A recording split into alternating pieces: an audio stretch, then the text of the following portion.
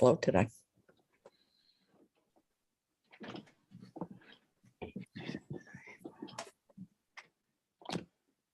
Wayne, you still out lobstering?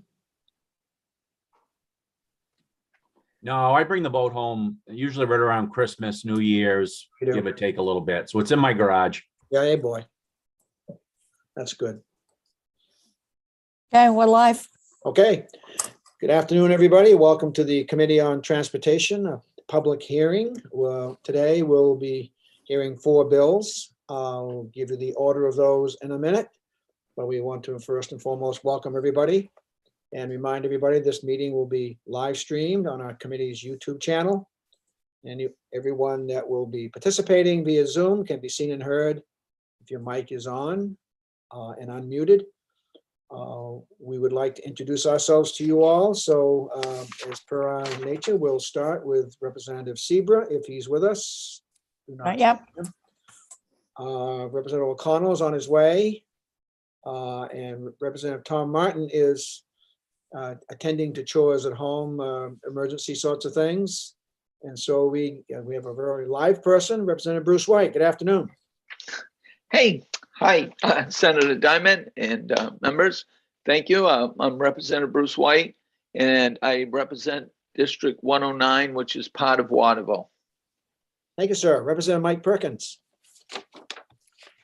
Good afternoon, ladies and gentlemen. My name is Mike Perkins. I represent District Number 77. That's Oakland and Sydney. Thank you. Excellent. Representative Wayne Perry. Good afternoon, everyone. My name is Wayne Perry. I represent House District 10, which covers Arundel, Dayton, and most of Lyman. Thank you, sir. Representative Lynn Williams is on the way. She's listening to us. Representative Dustin White. Dustin with us? Not yet. Senator Ben Chipman. Afternoon. Good afternoon, everyone. I'm Senator Ben Chipman, proudly representing the fine residents of the city of Portland, Senate District 27. Thank you, sir. Representative Brad Farron. Hey, I'm Senator Brad Farron. I live in Norwich Walk and I represent the fine folks of Somerset County. Perfect. And House Chair, Representative Danny Martin, sitting in the chair's office. All right, good afternoon, Mr. Chair and folks. Danny Martin, representing House 150, located in northern Worcester County. Thank you, sir. And I'm Senator Bill Diamond. I live in Wyndham. And Representative Mark Bryan, did I get to you?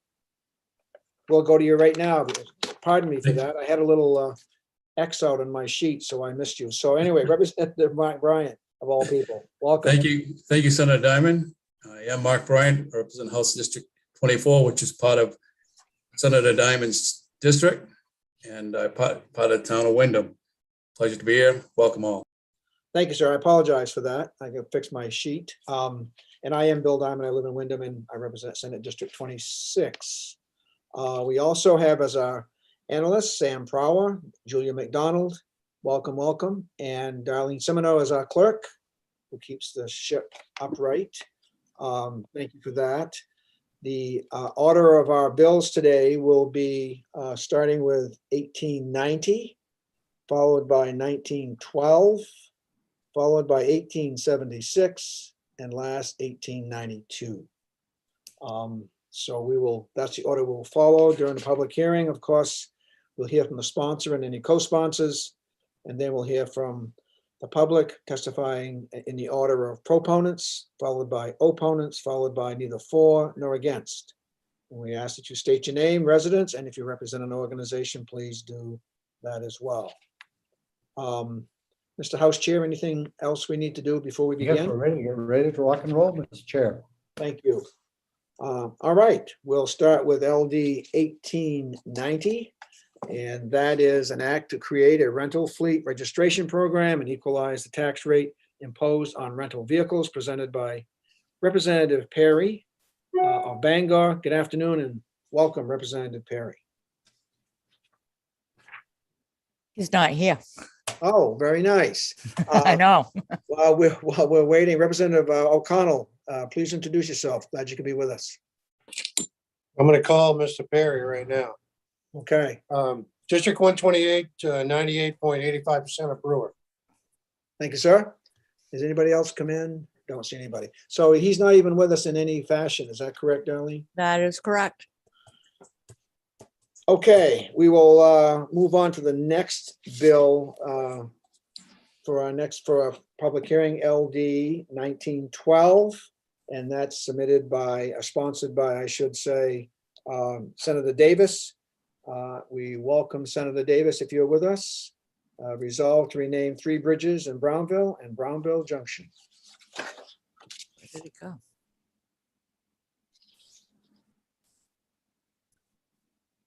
Here he comes. Thank you.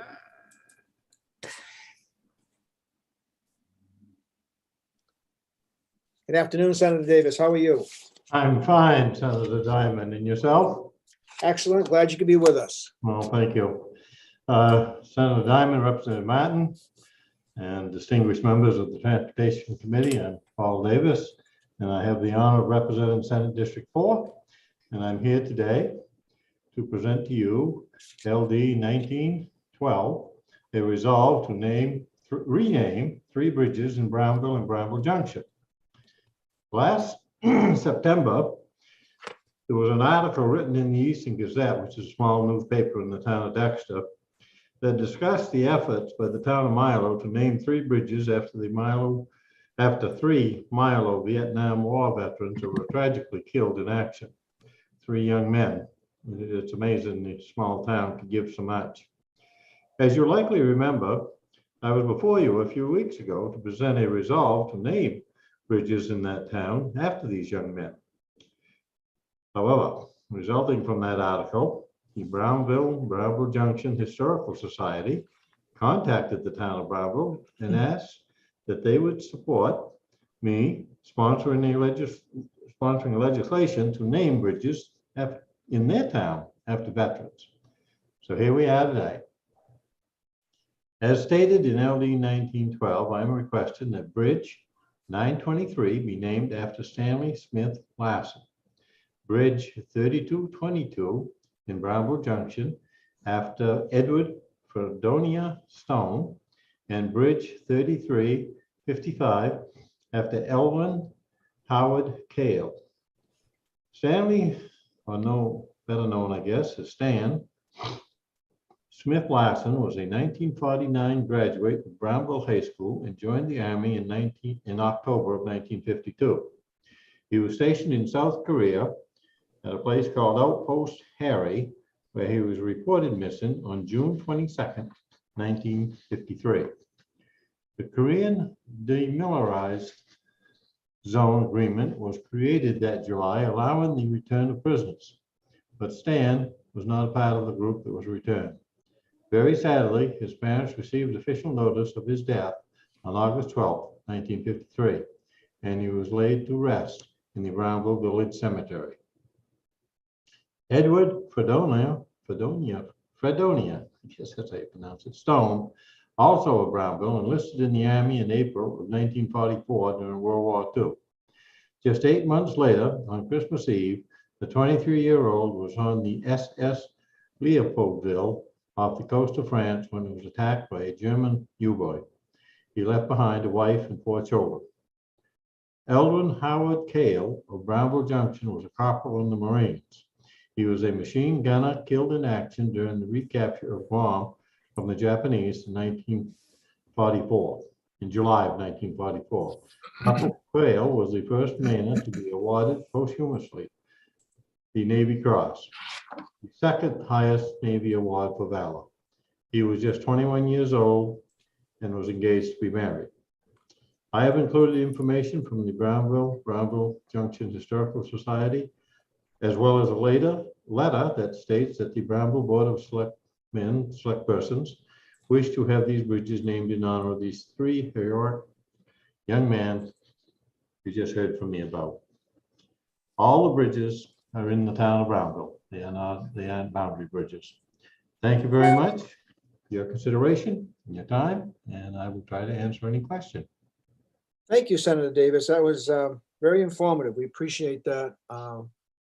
Thank you. Are there questions from the committee? Seeing none. Are there others? Thank you, Senator Davis. Thank you. Are there others that would wish to testify in favor of this bill? I don't have anybody else. We don't have anybody. Anybody who would testify in opposition? I assume there's nobody there. And testify neither for nor against? See nobody there. We'll close the public hearing on LD 1912. Is it the wish of the committee to go into work session? We have the documents that we require. Per routine, we oftentimes go into work session when everything is in order. I assume, well, let's see if we want to go into work session first, and I have a question. Yes, Representative Danny Martin. Yeah, Mr. Chair, I certainly would support going into work session. However, just wondering from our analysts if there are any technical issues on this bill, which I doubt. Yeah, I was going to ask that as soon as we get into work session, if that's okay, Mr. Chair. Is there a second to go into? Second. Second motion to that? Yes, thank you very much. Motion's been made and seconded. All those in favor of going into work session, raise your hand, please. Thank you. Opposed? Seeing no opposition. Sam, do we have all the documents we need for this? Well, I'm going to hand this one off to Julia. Julia, Yes, we have all the documents that we need. We have the letter from the town, and there are not technical issues with the bill. okay, so everything is smooth to go the way it is. All right. We're in work session. Are there questions of anyone, including, we still have the sponsor here. Anybody have any questions? Representative Danny Martin? Mr. Chair, bearing any questions, I would move ought to pass on LD 1912. Motion's made and Second. pass, and there is a second, Representative Perkins. Discussion. Seeing none. All those in favor of the motion ought to pass. Please do the roll call. Darlene? Senator Diamond, Yes. Representative Danny Martin, Yes, Senator Farren, Yes. Representative Perkins, Yes. Representative Perry, Yes. Representative Williams is absent, Representative Dustin White absent, Senator Chipman, Affirmative. Representative Bryant. Yes. Representative Bruce White, Yes. Representative Tom Martin is absent, Representative O'Connell, Yes. and Representative Seabra is absent.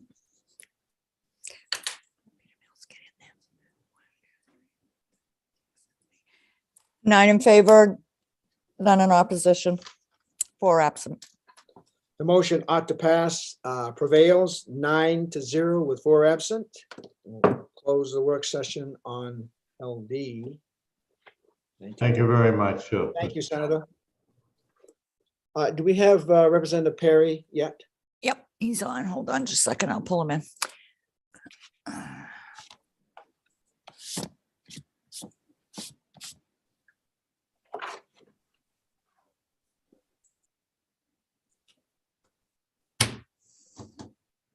There we go. Representative Perry, good afternoon. Hey, good afternoon, Senator. It's nice to And, see you after this period of time. It's nice to have you back with us. Well, it's nice to be here, and please accept my apologies. I thought I was second up and I got tied up at work a few minutes, and I thought, well, I'll be on time, and turns out I wasn't. Well, we have you, so we're pleased with that. So please present your bill. We're looking forward to it. And I guess I owe you guys some candy next time we get together. I did serve on this committee once years ago, so Well, of I course you will do then. deliver. Yeah, not just candy, by the way. Representative Martin, Senator Diamond, esteemed members of the Transportation Committee, it's my pleasure to be here today to introduce LD 1890, an act to create a rental fleet registration program and equalize the tax rate imposed on rental vehicles.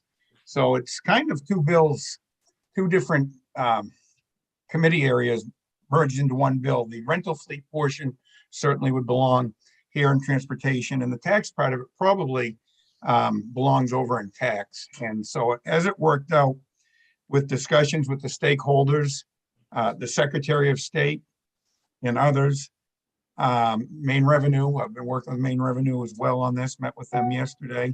The rental fleet part is really not ready to move forward with. And I did put this bill forward on behalf of the rental industry, and they understand that, and they're good with putting this part on hold. So what's left really probably belongs over in tax.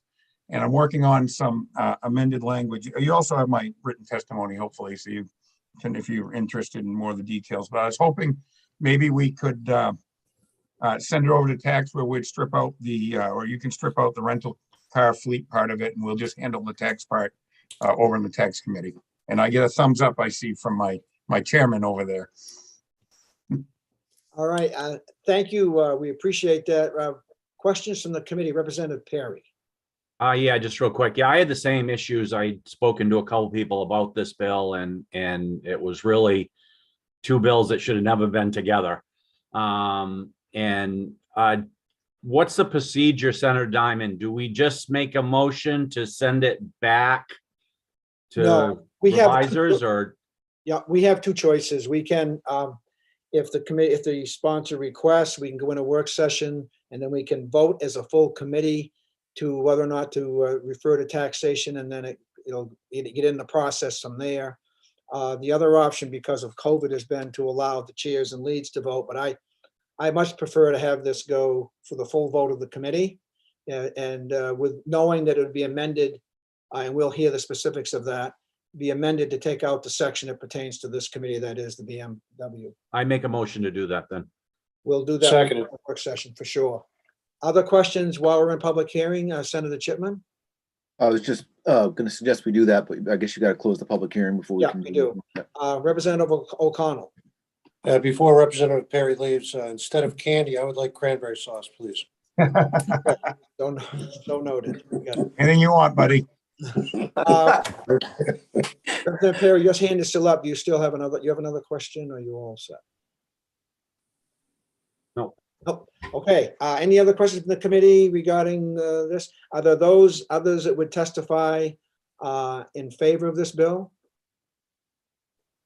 Seeing nobody. Are there those who would testify in opposition? Oh, I don't know. Those who would testify neither for nor against?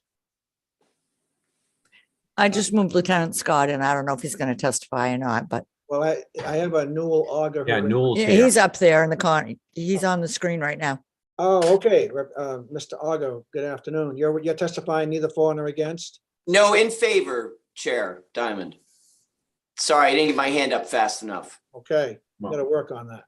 I Okay. know, I'm a little slow in that. Well, this virtual thing is still just not working for me, as I know it's not for any of you, but Exactly. So anyway, welcome, Mr. Auger. thank you. Look forward to seeing you all tomorrow. My name's Newell Auger.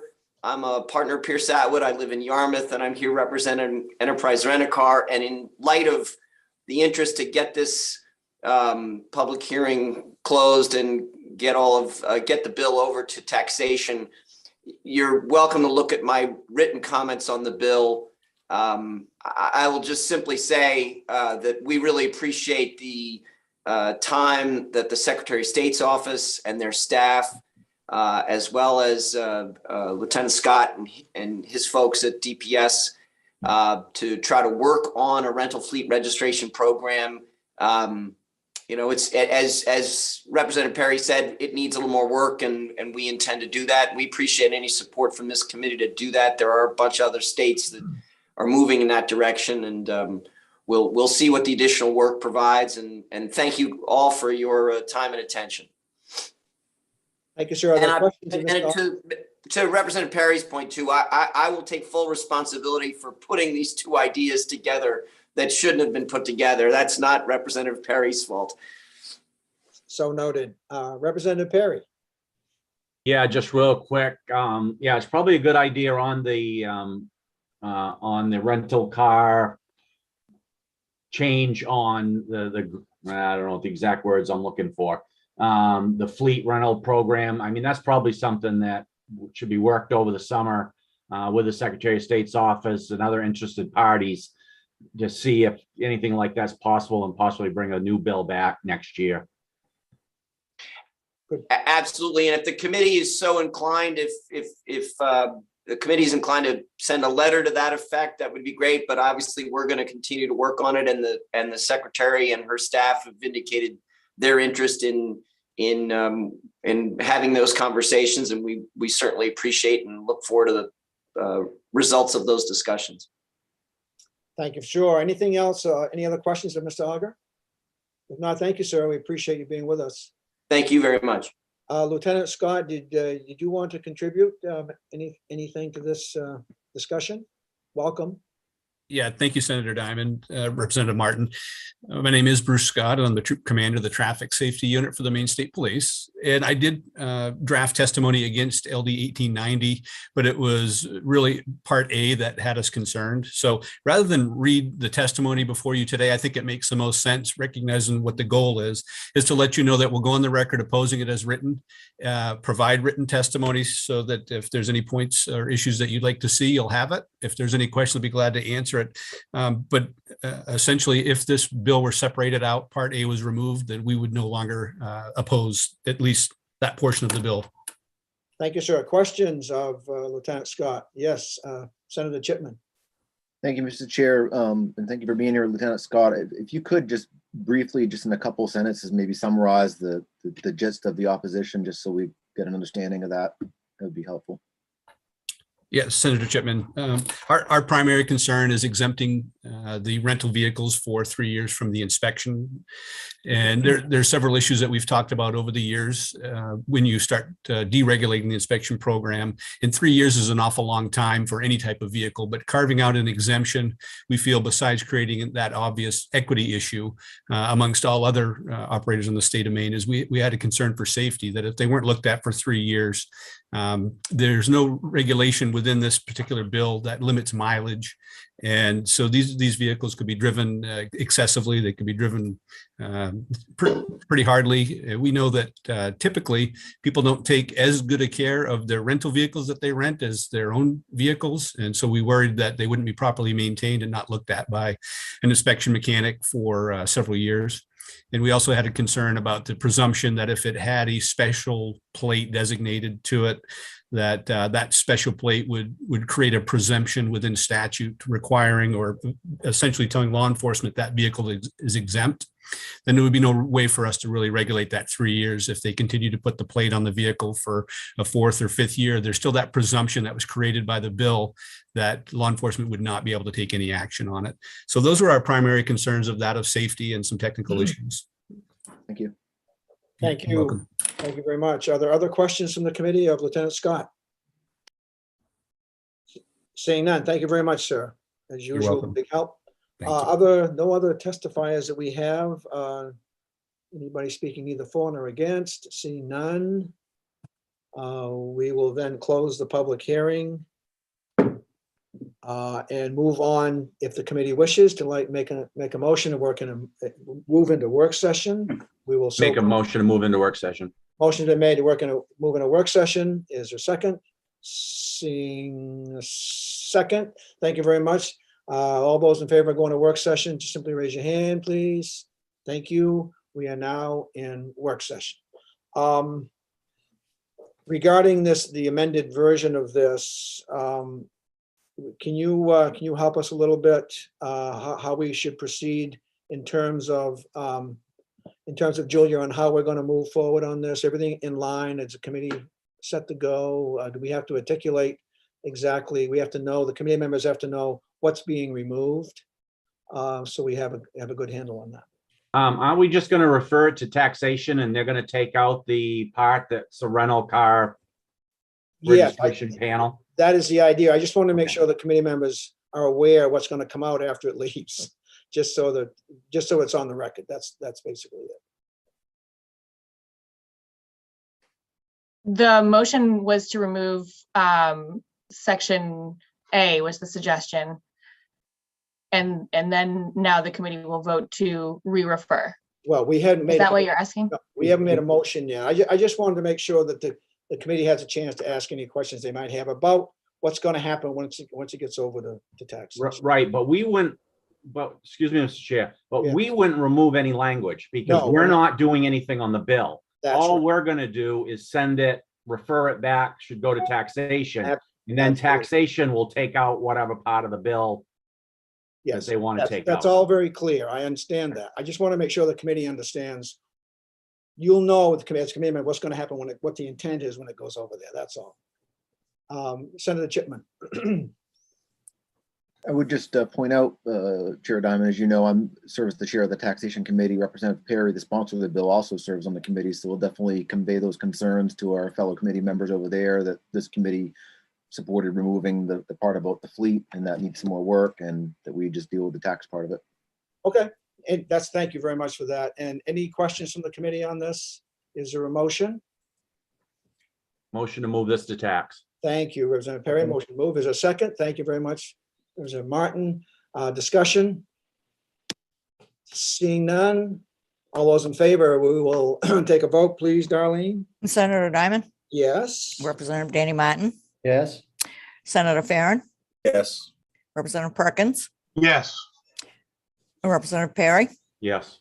Representative Williams is absent, Representative Dustin White is absent, Senator Chipman, Yes. Representative Bryant,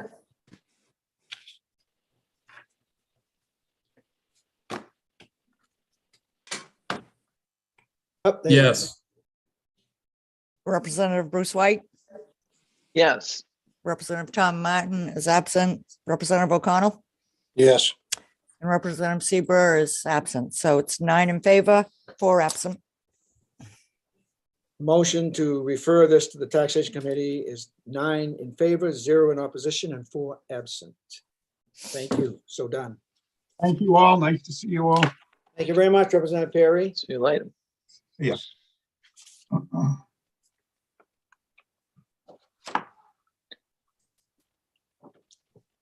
Thank you, everybody, for getting us get through that. That was good. We now will open the public hearing on LD 1876, an act regarding abandoned motor vehicle storage fees presented by Representative Bryant of Wyndham. Good afternoon and welcome, Representative Bryant. Thank you. Good afternoon, Senator Diamond, Representative Martin, and esteemed members of the Transportation Committee. I am Representative Mark Bryan of District You're 24. welcome. No problem. Bye. Whoops. You're on live, Darlene. Okay, go ahead. Which includes part of the town of Wyndham. I'm here today to represent LD 1876, an act regarding abandoned motor vehicle storage fees. You may find in my testimony, I still have the heading of the bill I submitted, and they changed it to this. So my apologies for the error on my testimony if you see a difference there. The bill is simple. It increases the maximum storage fee that can be issued for storing an abandoned vehicle from $900 to $1,500 for a 30-day period. Saw the need for this bill for 2 primary reasons. First has to do with when these fees limits were last raised. The last time the maximum storage fee for the abandoned vehicles was raised in Maine was in 2007. Since then, we've seen prices for just about everything go up, including the rent and the cost of living and expenses. It doesn't make sense to continue to keep the maximum fee of the same rate after nearly 15 years. The other reason I submitted the bill is to do with unintended consequences of the pandemic. Like every other aspect of life, the COVID-19 pandemic has affected the towing industry. Over the past several years, towing companies have faced an increased and an unbearable cost burden resulting from the removal of storage of more abandoned vehicles. I know that we've almost got 1,000 more abandoned vehicles in the state in the last 5 years. I mean, it's gone from a little over 2,000 to over 3,000, and that's a lot of vehicles in just a small amount of time. All these vehicles need to be transferred to the state. This is a bureaucratic issue, and it's taken even longer due to many people being out sick. Offices have been reduced some of the hours because of COVID-19. This means that the abandoned vehicles are not attached to paying customers, sits in tow lots for days and weeks on end, taking up space that could otherwise be occupied by paying customers. This bill would constitute a minor change by raising the maximum storage rate of both, keeping up with the general rising costs of living, and especially to do so in face of a pandemic that has impacted every aspect of life. This slight increase would make a meaningful difference to tow truck owners and drivers in my community and all across Maine. We thank you for your time. I'm happy to answer any questions you may have. There's plenty of people coming up that in the towing company that can help you with this. Thank you very much, Representative Bryant. Are there questions of Representative Bryant? Seeing none, thank you, sir. Are there others who would testify? I don't see a co-sponsor here. Are there others who would testify as proponent? Oh, yes, I do. Yes, I do. I see President Jackson. Sorry, I almost went right by you. I'm glad to have you here. Welcome. Good afternoon. Thank you, Senator Diamond, Representative Martin, and members of the Joint Standing Committee on Transportation. I am Senator Troy Jackson. I have the privilege of Senator President. I'm here today to support LD 1876, an act regarding abandoned motor vehicle storage fees. I don't want to take up a lot of your time. I know you guys got a day, but this has been something that I've heard from places in my district for a number of years now, places like Twins and things like that. Representative Martin will know these vehicles get hauled there. The police call people to go get these vehicles. They tow them in there, and they're stuck with them, and their yards fill up. And I mean, I've had numerous complaints about this over the past year. So when Representative Bryant had this bill, I gladly signed on to it because I know it's an issue that they deal with. An unfairness, not a huge change in the current law, but it certainly might help some of these people with the problems that they're dealing with. So I'm in support of it. I think it's helpful, and hope you'll pass it. Thank you very much, President Jackson. I appreciate that testimony. Are there questions from the committee? Seeing none, sir. Thank you very much. Others who would testify as proponents? Do we have, we had scheduled? We have Mr. Scott Hatches on the screen here. Scott Hatch, okay. Good afternoon, Mr. Hatch. Thank you very much for being with us and welcome. Thank you very much. Can you hear me? Yes, we're all set. Okay, yeah, I'm Scott Hatch. I'm a representative of, I'm a board member of the Towing and Recovery Association here in Maine. I also own a local towing company in the Saco area, Southern Maine Towing. Basically, Mark Bryant has it, right. Our costs have increased as far as, what we're paying for our properties, keeping up our properties. There are other reasons why, we would seek this, we're proposing this bill. There's a lot of costs that you guys don't see.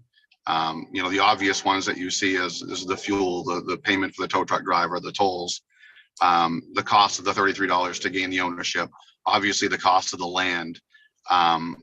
But those vehicles sit in our impound yards now.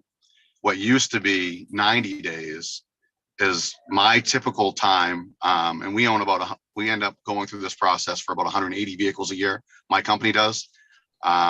Typically, we're seeing our vehicles sit here well over 120 days. I'm still waiting currently, as we speak, for 21 titles. And the average wait time, like I said, I think we looked today just before I came in, what used to take 90 days or less to get ownership of these is well over 120, 130 days. The process is within 14 days, we have to apply for title. After that, the state receives that mail. They're supposed to do it within a week or two, obviously, because of the situation with COVID and help. That process is taking worse. We're not getting that letter back to us from the state within 40 days right now. So it's taking 40 days for them to generate the letter to the lien holders and owners that they have 21 days after that to come pick up the vehicle. I know even after, like right now, we're waiting for 6 vehicles that we should already have ownership of and titles in hand that are 2 weeks late from that process. There's just a lot of costs. Currently, I have 67 vehicles in one impound yard waiting for people. And we're not just talking customers. We're talking financial institutions aren't coming for cars too. I have 3 vehicles from financial institutions that they've just abandoned. They said it's not worth coming. We're not going to process it ourselves. You can just deal and get title. So there's just a lot of costs involved. I know I've sent in written testimony. We've calculated our loss per vehicle at around $2,900. And I've written testimony that you can go in and read that. But we don't feel that $20 is a big ask, especially after 15 years, but it will help recoup some of the costs for a lot of the vehicles that do get picked up, that for the ones that don't. Thank you, Mr. Hatch. We appreciate you being with us and sharing that information. Are there questions from the committee? Seeing none. Thank you, sir. Are there others that we don't see on our list that are testifying in favor? Seeing none. Are there those who would testify in opposition? I see Ellen Parent. Good afternoon, Ms. Parent. How are you? Good afternoon, Senator. How are you? I'm fine and we're fine. Thank you for being with us. Certainly. Good afternoon, Senator, Representative Martin, and distinguished members of the committee. My name is Ellen Parent, and I serve as the Regulatory and Legislative Advocacy Coordinator at the Maine Credit Union League. And the Maine Credit Union League is the trade association for Maine's 52 credit unions and over 725,000 members statewide. We are submitting testimony in opposition to this bill. We oppose the proposed fee increase within the current framework of the law. Proponents of this bill have cited that the cost of storing a vehicle is the biggest reason this bill is necessary. But for vehicles that have a lien on them, lenders are willing to repossess the vehicle rather quickly once they're notified. The prior testimony cited that some of these vehicles have been abandoned by the financial institution. And while that is the case, it's often because the fees of storage have built up so much that it's not worth it. They're going to lose money. They've already lost money on the loan. They're going to lose money from paying those fees. And the car isn't worth very much at auction. Now, if the car can be possessed quickly, they can prevent this this additional cost on the burden on the behalf of the towing companies. The current system is a lengthy process. It involves paper mail. It involves notification to the Secretary of State. Sometimes it's a month before credit unions even respond and hear back. The credit union is forced to pay the storage fee, then almost always takes a loss on the sale at auction. And that doesn't take into account any amount left on the loan. In the end, they may end up taking these people to court and then lose the money there or spend more money there if it's even worth it. Credit unions have a unique structure. We are cooperative financial institutions. We're owned by individuals. It's not a handful of shareholders. It's every person who has an account is an owner in that credit union. And by not providing notice, our credit unions are harmed and our individual members are harmed. We would ask that notice to lien holders be sped up, either by allowing those storing the vehicle to directly look up and contact the lien holder, by eliminating the postal mail slowdown, electronic notification for lien holders, or even just by incentivizing proponents to contact the Secretary of State more quickly to avoid these mounting costs for storage. Last session, this committee passed a bill that enacted a study group for e-titling. I'm currently serving on that committee, and credit unions are deeply appreciative of the opportunity to come to the table on that. We suspect that much of the slowdown will be remedied once that process goes into effect. But we would like to see if there are tools now that the Secretary may have available to improve this process and speed it up. We are sure that there is a solution so that the VH storage industry can receive what's due to them, but we would ask that it's done without harming financial institutions that have done nothing wrong. So we do ask that you not increase the allowed vehicle storage fee until these other industry concerns can be reached.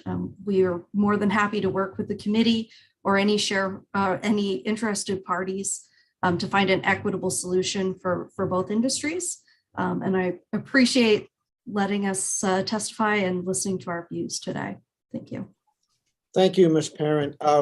would you be willing to at least have a discussion or discussions with the sponsor and whomever else you and both might think would be valuable between now and the work session, just to see where that might go? Yes, we'd be happy to do that. Thank you for that. Representative Danny Martin. Yep, thank you, Mr. Chair. Thank you, Ms. Parent, for your testimony.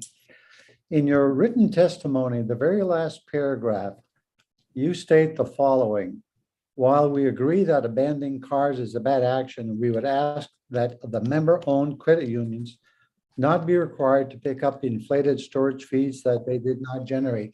I have a hard time understanding that. I wonder if you could help me out on this. Sure, I'd be happy to. So the very often, first of all, the credit union hasn't abandoned the car. It's abandoned by someone who owns it. Very often those cars are abandoned because either it's broken down and they can't pay their loan. So there's a repossession action that's going through. We often have people who are trying to hide the cars from the financial institution, things like that.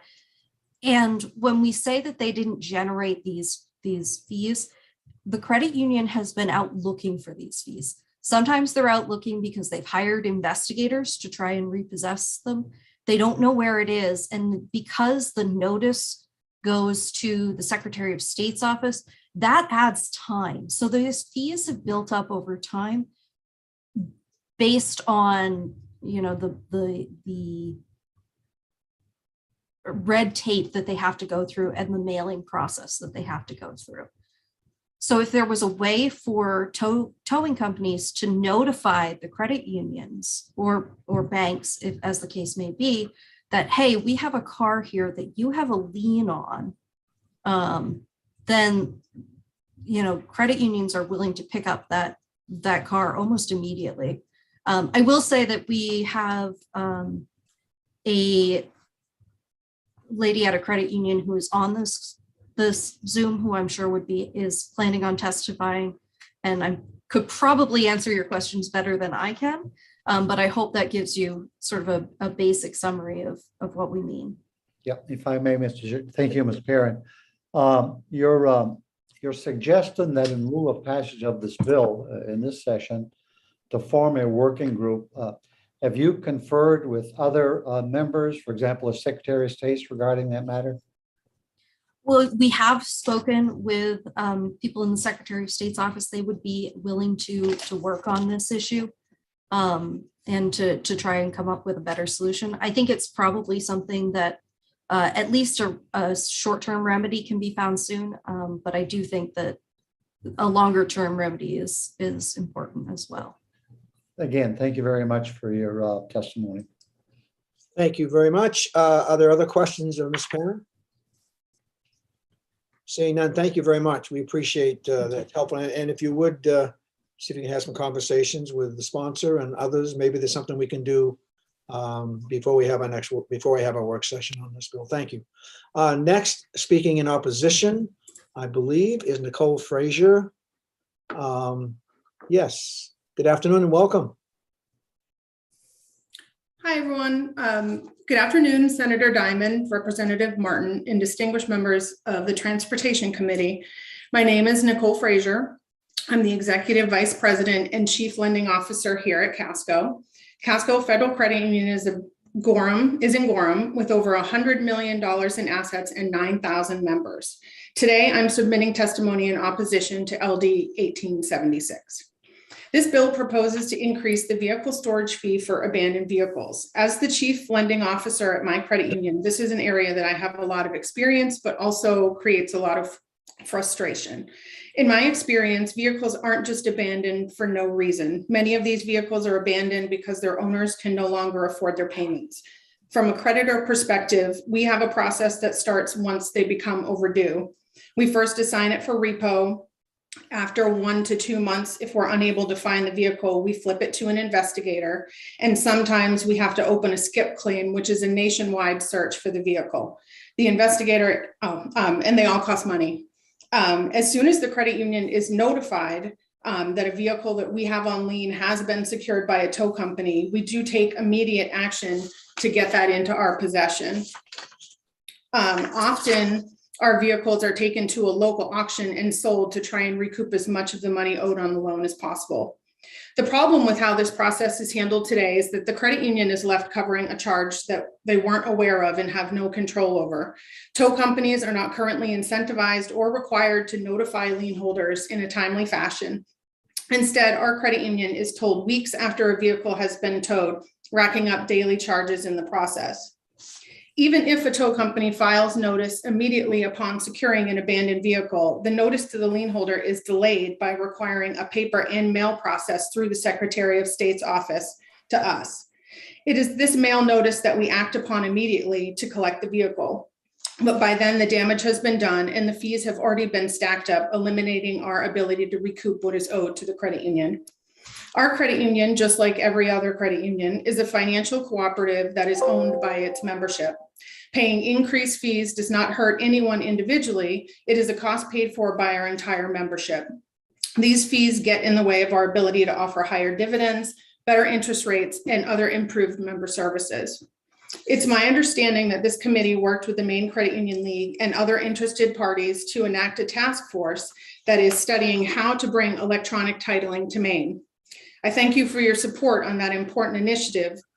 It is getting increasingly difficult to conduct business that involves other states with our antiquated paper system, and electronic titling would give more businesses access to lien holder information.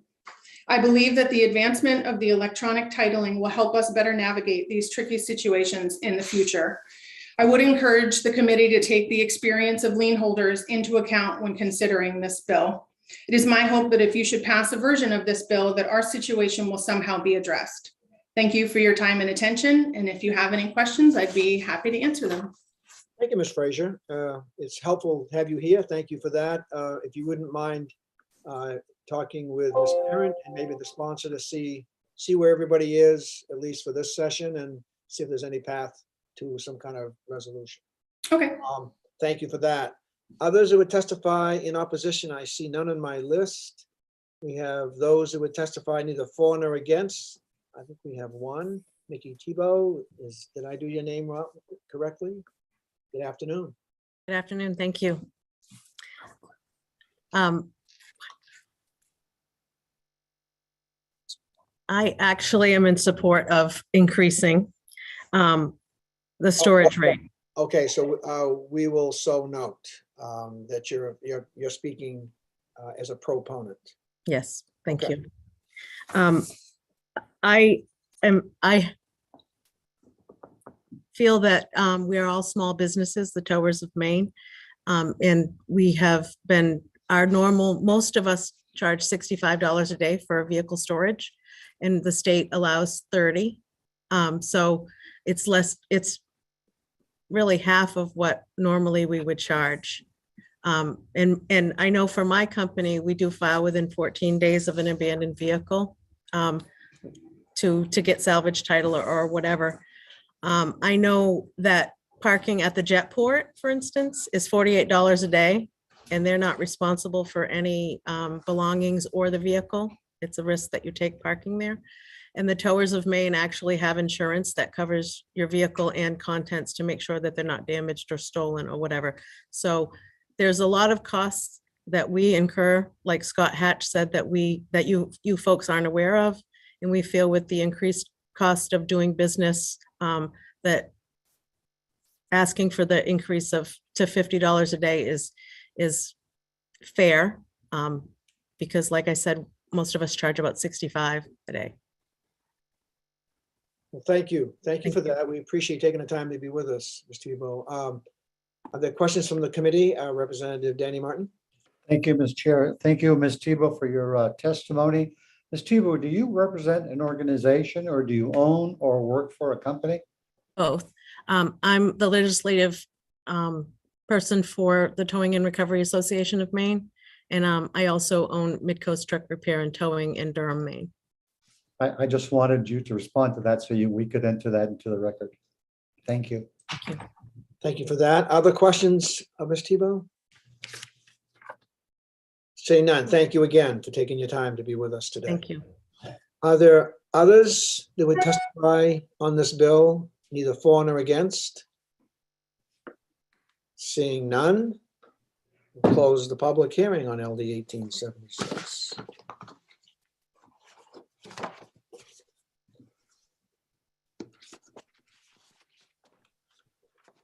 Final public hearing of the day is LD 1892, an act to make allocations from Maine Turnpike Authority funds for the Maine Turnpike Authority for the calendar year ending December 31, 2023, presented by Representative Martin from Sinclair.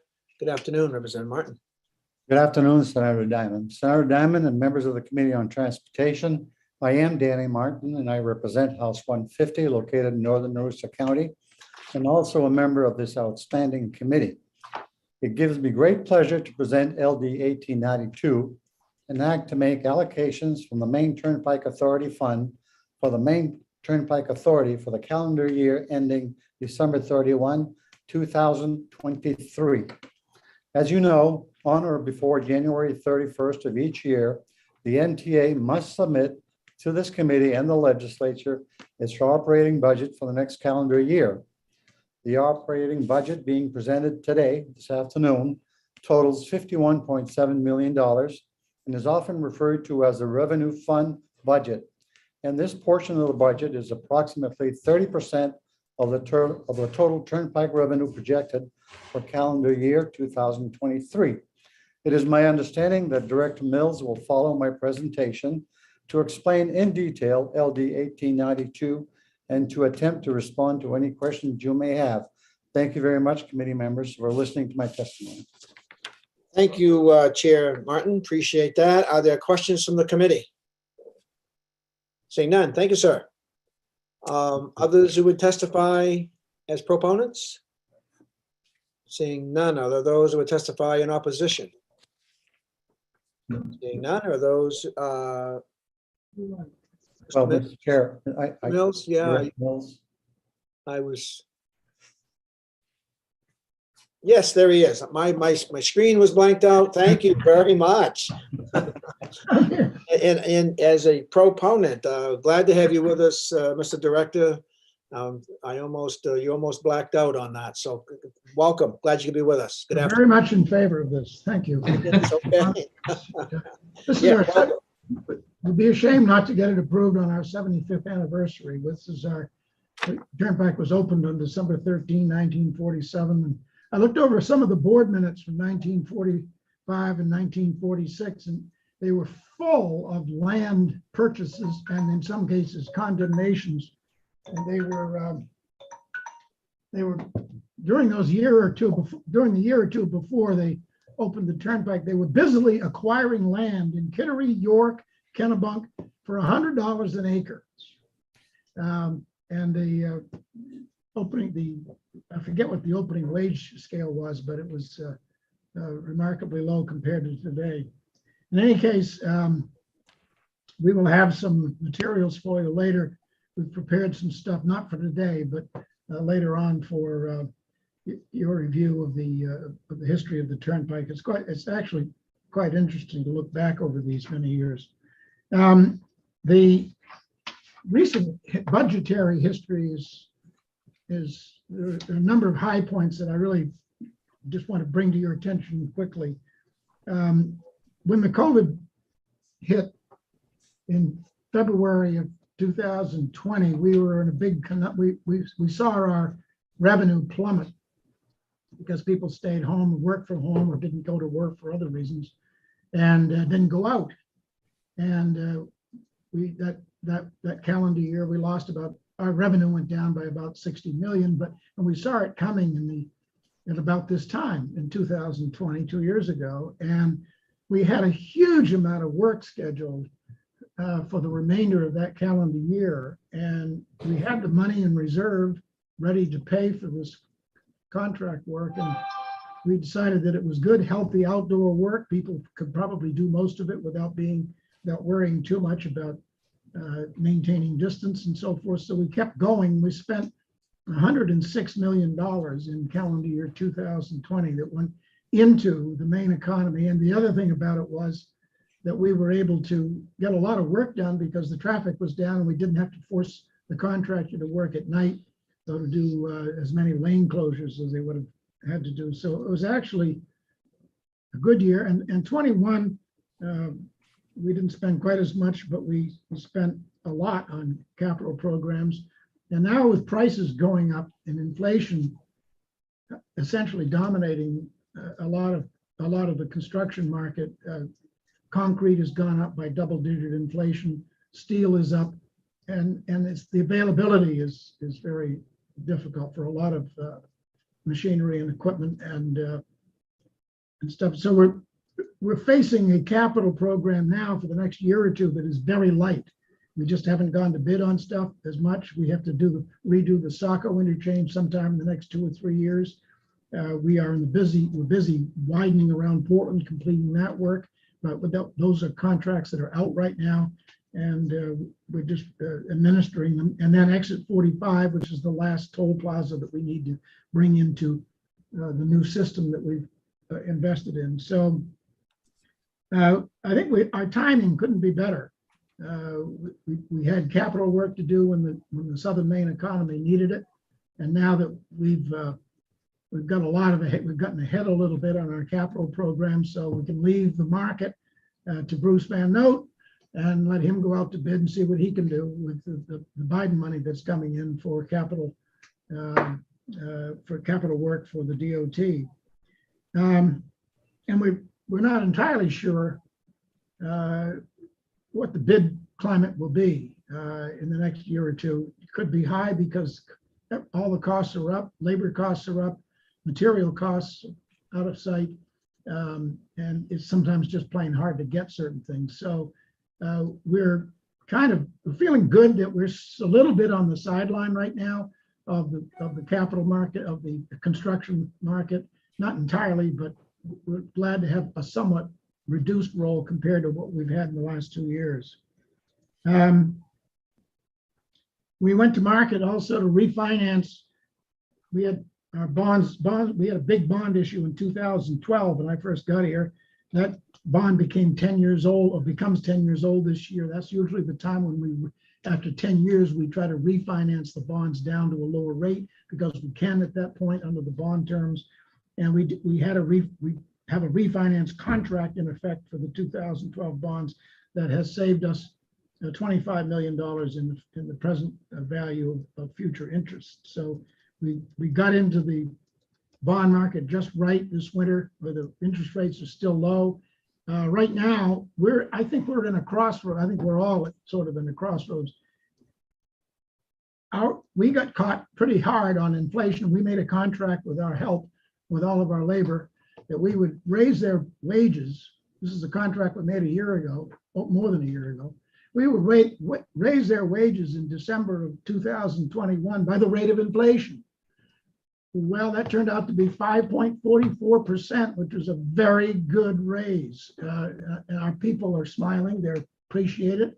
And in some sense, we needed to, because we're in the Portland labor market, let's face it, Southern Maine labor market, and it has enabled us to remain competitive for truck drivers, maintenance people, and customer service representatives.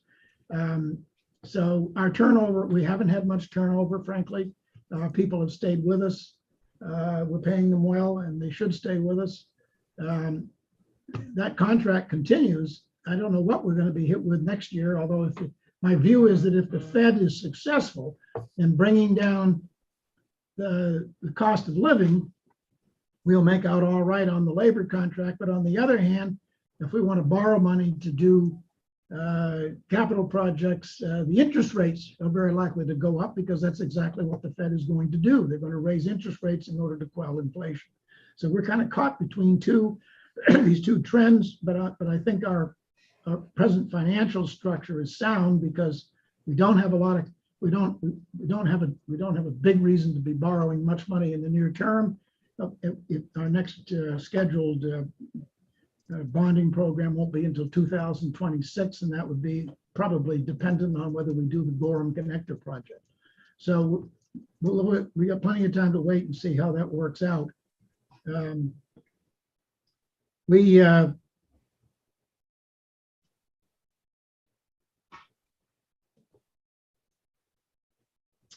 trying to think if there's any, oh, yes. Some people, I usually get asked, I'm on the street about the Gorham Connector because we're out there talking to a lot of landowners, we're talking to the public.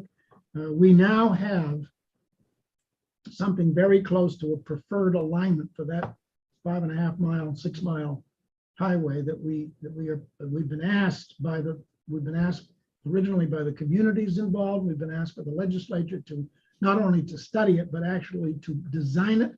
And then if it's feasible to do it, and we can do it at a reasonable, and it can pay for itself with a reasonable toll rate.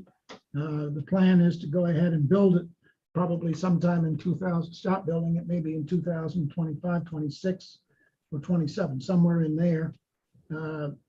It's one of those highways that will get built when the turnpike is ready to build it, both financially and from a planning perspective and from a permitting perspective. We had 3 meetings already, preliminary meetings with the Army Corps of Engineers, the Department of Environmental Protection, and because we want them to review what we're thinking about to see if it meets their at least their preliminary, get their advice, frankly, on whether we should be changing the route to account for, wetland impacts and that sort of thing. I think one of our big challenges on the road is Red Brook, which is an urban impaired stream, starts in Westbrook and goes through Scarborough and finally gets to Clark's Pond in South Portland. It is a nice little stream, and people are genuinely concerned that if we put a highway over it or next to it or around it, are we taking proper precautions to make sure that the stream is preserved as best we can. We think we'll probably start a public engagement in preparation for the permit process, probably this spring.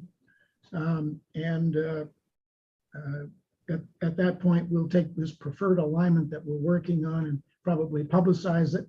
And that way we can encourage people to react to it and to respond to it. Every landowner who's affected by the preferred alignment, I have personally called on at least once and sometimes several times.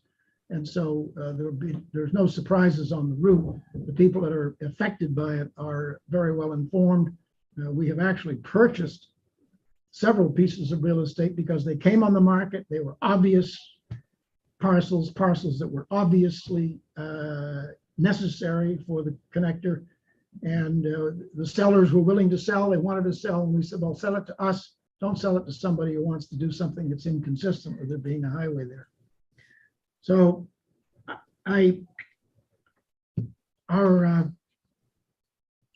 we have given you sort of a sheet by sheet summary of some of the details of the revenue fund budget. I've got a team here, very talented people who are happy to answer your questions, but I know we're in public session. If there's anything you would like to ask me at this juncture, I'm very happy to entertain your questions. We feel the turnpike, I go to sleep at night. I think the turnpike is in good shape. I feel comfortable with the financial posture of the turnpike at this juncture. I am worried about inflation, but we all are. I'm very happy with the state I like the status of our workforce right now. We've got good people working for us, and they seem happy when I meet them. So I'm pleased to be here, frankly. I'm pleased to be head of this organization.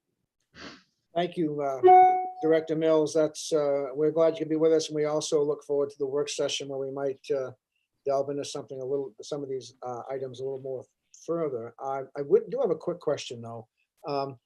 Comparing salaries and hourly rates, how does the turnpike compare with DOT?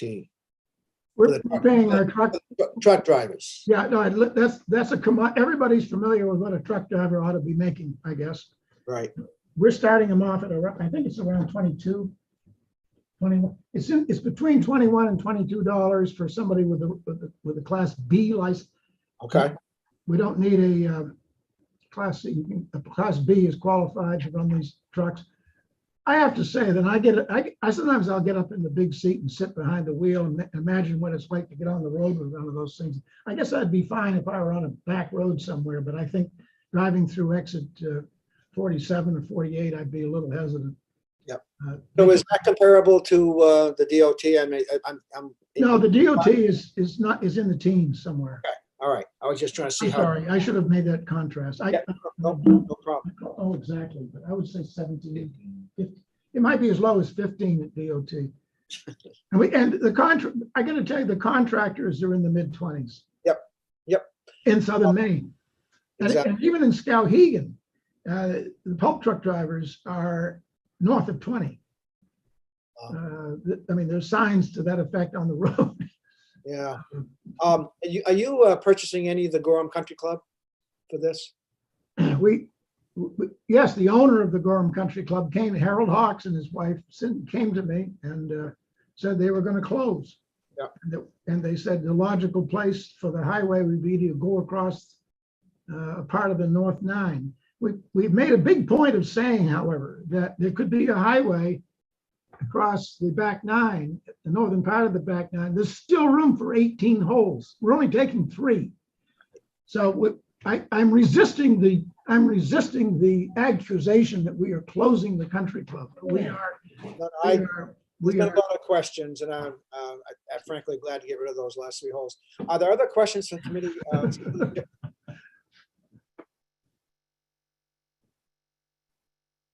Senator Chipman? Thank you, Mr. Chair, and thank you for being with us, Mr. Mills, in your presentation. I think I speak for many, if not all, members of the committee when I say I think you do a great job running the Turnpike. York Toll Plaza, the new one for the first time. Oh, it looks great, came out really well. The lane where you can go all the way through without stopping, looks great. And I'm glad you're doing that in other locations as well. As you know, Director Mills, I was at the Turnpike back last summer. There was a long line of people waiting to go in to put some money on their Easy Pass or get a new Easy Pass device. And some had been there for, they said, a half hour or longer waiting in line. And I saw what was going on. I picked up my cell phone. I called you directly on your cell phone. You came running down the stairs and things started moving along quite quickly after that. People were thanking me and wondering, how I was able to make that happen. But I was just really grateful for your response and that situation. And you do a great job running the Turnpike. I have a question about the money that gets allocated to the state from the Turnpike. I believe there's some kind of transfer each year of a certain amount of funds or a certain percentage of the toll revenue to the state directly to cover roads around the rest of the state. And could you tell me if that increases with the recent increase in the tolls? Did that increase the amount of revenue coming to the state, or is that a fixed amount and have no impact on what we're getting? 5% of our, Bruce Van Noten and I drafted that in April of 2011, about 3 weeks after I got here, because the statute that I inherited was dreadfully unclear. It said the Turnpike had to turn over its surplus every year, and everybody says, "What the hell what is the surplus? As long as we have bonded debt, do we have a surplus?" So I said, "We got to straighten this out." And Bruce was the deputy at the time, and we said, "Well, let's just arrive at so it's 5%. The way it's worded, if I remember, is we have an obligation to use 5% of our gross revenue. So it's percentage terms. So if the tolls, if our revenue goes up either because of more traffic or a toll increase or whatever, that benefit is shared. 5% is shared. But the way it's written is that we have to use it for projects and for expenditures that are of mutual benefit to the DOT. It isn't quite worded that way, but it has to be a project that is useful and beneficial to the DOT, even if it's on our road or not on our road. The point is that the DOT has my board, my 7-member board, and the DOT commissioner have joint decision-making over how that money is spent. And when we got, the classic example is when it came time to rebuild the Sayralong Bridge down there for $158 million across the Piscataqua River. And the New Hampshire people came up with half. The DOT was struggling, trying to come up with their half. We put 30 or 35, I can't remember. 30, yeah, it was 35. We went out and put 35 million in it and borrowed that money. And the deal is that our payments on that loan count against the 5% every year. And it made that project feasible. The reason we had an interest in it is that bridge is our back. If that big high-level bridge has two trailer trucks that collide in the middle and it's closed down for a day or two, or for even half a day, that Sarah Long is our backup. Otherwise, we got no tolls coming. So, I mean, we had a distinct interest in seeing that the Sarah Long be built. So, and certainly it was a DOT project, so we contributed 35 million to it for the state of Maine, part of the state of Maine share. That's a fairly big example. There are other things like interchange ramps and stuff like that that DOT wants us to pay attention to. We get together and decide how the money's going to be allocated. But there's joint control over it. That's the key to it. My board has an obligation to acknowledge the DOT as a partner in the expenditure of those funds. Thank you for that. Senator Chipman, you all set? Yeah, it's just, so it sounds like, just to follow up, so that the recent toll increase that we had last fall or last November when that took effect, that will result in more money going toward these shared projects, essentially, because that increases revenue. Correct, right into the formula. And this is a formula that we have under discussion maybe every year, at least once a year, to see how we're doing. But yes, and that toll increase was about 13%. It's turning out to be about 13%. It's still measuring. Thank you. Thank you for that. Other questions from the committee? Hi, Senator Diamond. Yes, Representative Bruce White. Yeah, thank you. Sorry, I can't be on the Zoom. Well, anyway, I had internet trouble, so, but thankfully there are other ways to connect, and thanks to Darlene for helping. I don't have the sheet in front of me, but I know we got the MTA quick facts data sheet. And I just want to say that that's always very helpful to have. I don't know if Aaron Courtney does that, or I'm sure the whole staff, but puts it together. Thanks. Yeah, that's always very helpful and puts it into perspective for me. So just wanted to say thanks for that and sending the presentation out ahead of time as well. So that's it really though, but thank you. Thank you, Representative White. Other questions? Representative Perry. Thank you, Mr. Chair. Mr. Mills, I think I ask this every single year. When are we going to fix Biddeford interchange? Biddeford is, well, Saco, I hate to tell you this, Representative Perry, but Saco comes first. The consensus around here is that the Saco interchange is the worst in this. Saco interchange is 1A and Biddeford is 1B. Yeah, that's going on right now. There's a lot of work being done to figure that out. One of the interim provisions may be to create a new ramp southbound off the turnpike onto the highway that leads west and get people around those lights. Yeah. We have a deal with Biddeford. We actually signed a contract a couple of years ago that puts us in charge of managing those lights. There's 6 of them in a row. And we've got a very good, we got 2 or 3 engineers here who work on, we don't have any street lights on the turnpike, but I've got 2 engineers who spend a great deal of their waking hours worrying about streetlights because we manage 32 of them in different towns. We manage 4 in the town of Gray, we manage 6 in Biddeford. And why? Because if they're not managed well, we get backups on the main line. We can't have that. That freight has got to leave the state and enter the state. And the tourists have got to get here. So we don't want people hung up trying to get off our road. And that's why it's in our interest and frankly, the interest of the town. The towns are happy, by the way, to have us take that on because it's in some cases a thankless task. And it's a very sophisticated task. They manage it from right here in this building because they've got I don't know, software connections to those lights. They can see what the traffic is, every one of those intersections. See Well, I something think too, adding that little bit of extra on-ramp has helped. Kind of wish it went a little further, but I think it's helped quite a bit. Getting people off the turnpike southbound, on the Biddeford exit. That would help for now, and you're right. Biddeford is right after Saco in terms of our priorities at looking at interchanges. We were hung up, when I got here, Lewiston was a big deal. We redid that one. Gray was huge. We completely reoriented traffic getting in and out of Gray with a $17 million contract to rebuild it.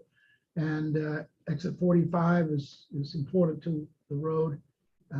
We're getting down to a point, and then Saco's right now at the top of the list. That project is designed and getting permitted now. What's the plan? Is the plan to just put the old exit 5 back onto 112?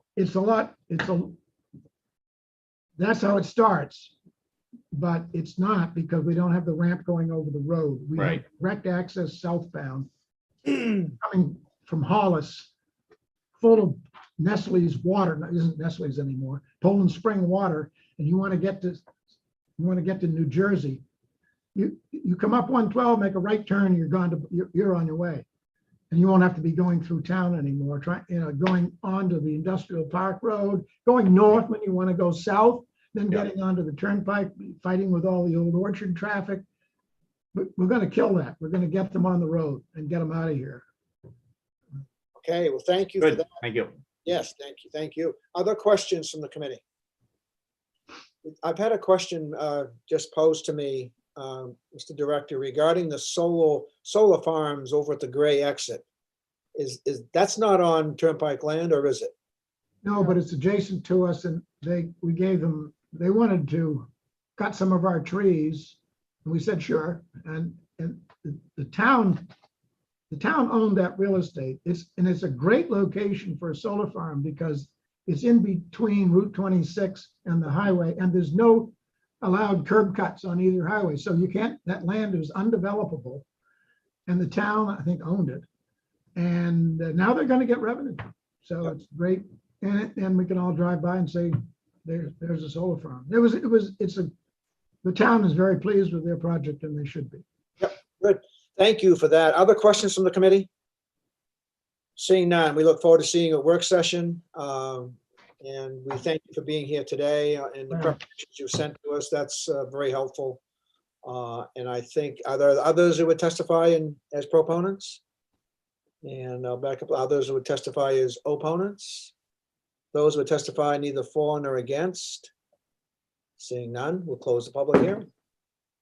Thank you very much, everybody. So Thursday, Danny, can I talk to you off camera here? I'm just gonna run a couple things by you on. Sure, you want to give me a call on my cell? I'll give you a call, yep. And anybody else have anything?